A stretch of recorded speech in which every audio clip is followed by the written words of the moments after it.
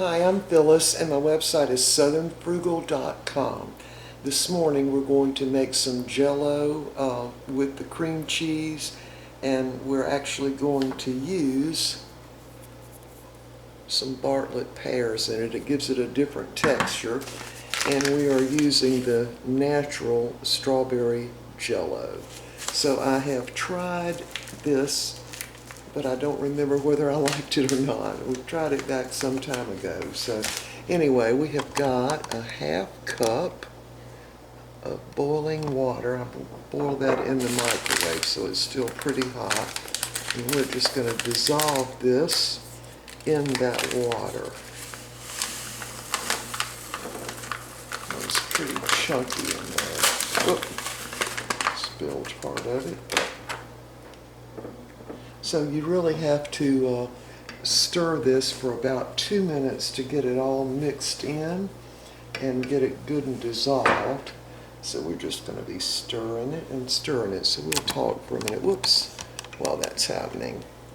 All right, so I think the whole idea of the Jello and the reason that it helps the joints is because when you also add some kind of fruit to give you just a little bit of vitamin C, and also with the cream cheese, let's see how much calcium you get. Probably not much, but you don't need much. Okay, 2%. You know, this is just a great value cream cheese. It is the full fat though. And you get 27 milligrams at 2% of your daily needs on the calcium. So obviously you'd be getting calcium during the day from some other source, also the vitamin C from another source, but I think it's good to have a little bit. So the Jello itself and the natural flavored one, now I read this a few minutes ago, let's see, you get 6% of your vitamin C in the one that's the natural Jello with the natural flavoring. So anyway, and of course the pears, these are it's called Grocers, S-E. This is where they have the Bilo and I think Piggly Wiggly and several other stores all together, and they get these cheaper. So a can of the pears in Bilo in the other town, our local Bilo is closed now, but I got this for $1. And I think even in Walmart they're probably more than $1 for a 15-ounce can. So what the pears are going to do, they won't add any vitamin C, but they sure do add fiber. Let me see what that says. On the fiber, you get 2 grams of dietary fiber.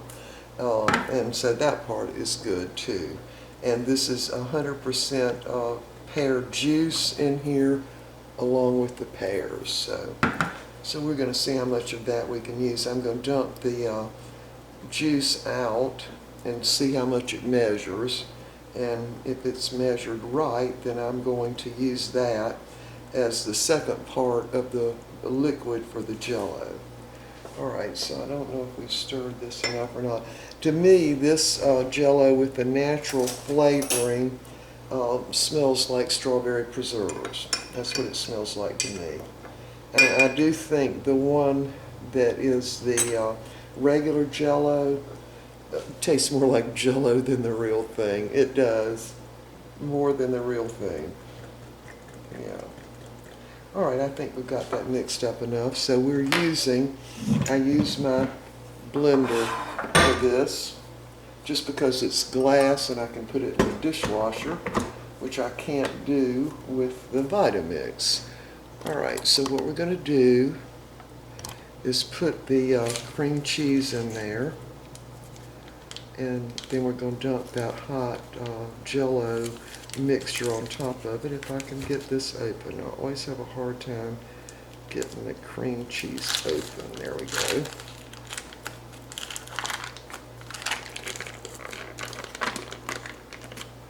Just take that out of that wrapper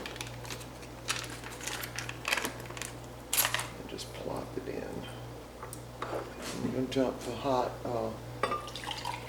Jello mixture on top of that.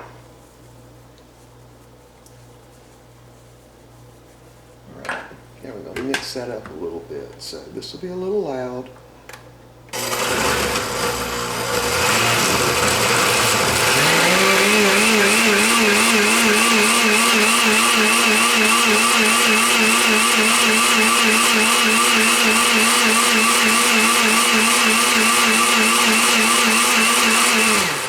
Alright, so once I still see a little stuck to the side there, but once I don't see any little bits of the cream cheese, that's really enough.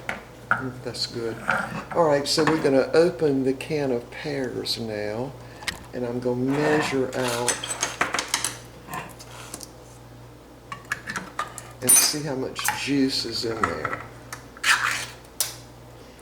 And this is pear half, so we're just going to measure it out because I don't want to get too much liquid. Alright, so that came out to be 3/4 of a cup, and this is pear juice, so we're definitely going to use that. And we're going to go ahead and dump the pears in. Now, these are half pears. We'll mix it a little more, and then we're going to be ready to chill it.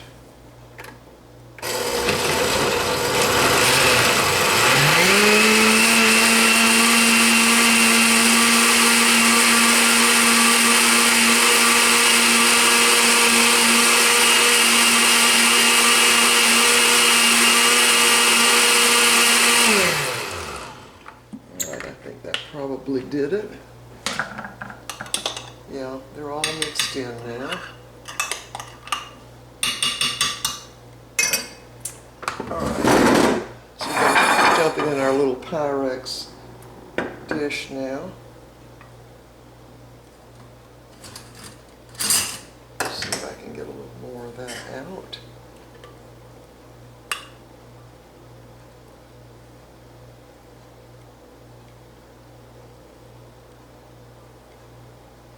Alright, so over there. Alright, so now, in order to make it just a little sweeter and really a little fluffier, to tell you the truth, I'm going to put about a cup of the jet puffed miniature marshmallows in there. And I do freeze these. This bunch is kind of stuck together a little bit.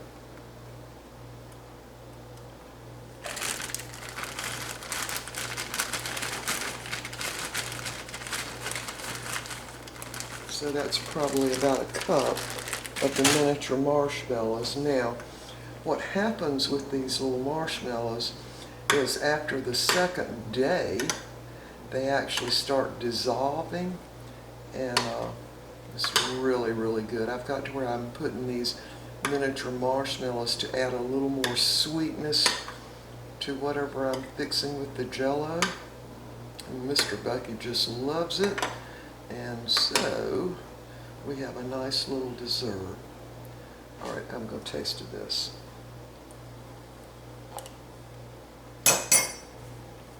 It is very, very good. You clearly cannot taste the pears at all. So I'm going to put this in the freezer for about 30 minutes, which will start the process of it gelling. And then I'm going to stir it up so that'll get the marshmallows down in there. And we're going to have it today as our dessert after our main meal of the day. Alright, y'all, we'll see you in a little while. Alright, the Jello has been in the freezer for about 20 minutes, and it's already starting to set around the edges. So I'm just going to stir it up and get some of those marshmallows down in the Jello instead of just floating on top.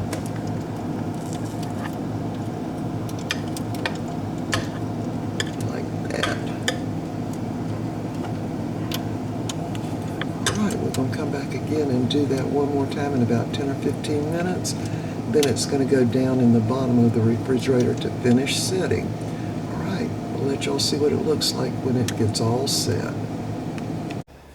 Alright, this Jello is sort of set on the edge there. I'm going to take some out and taste of it. But I'm also going to stir it around again. and get those marshmallows way down in there. They've already started dissolving, sort of. And that's what makes them so good in there. Plus that adds that little bit of sweetness. Just gonna mash that down now.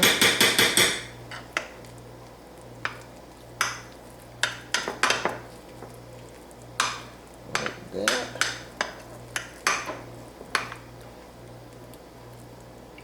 Now out of this size, or this amount of Jello with the pears and the marshmallows, it makes about 6 servings for us.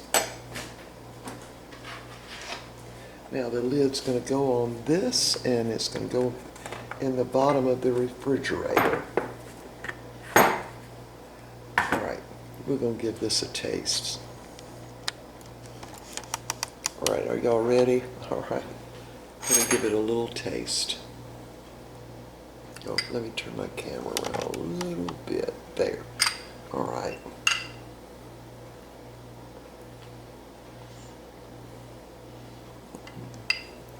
Okay, it is really good, really good.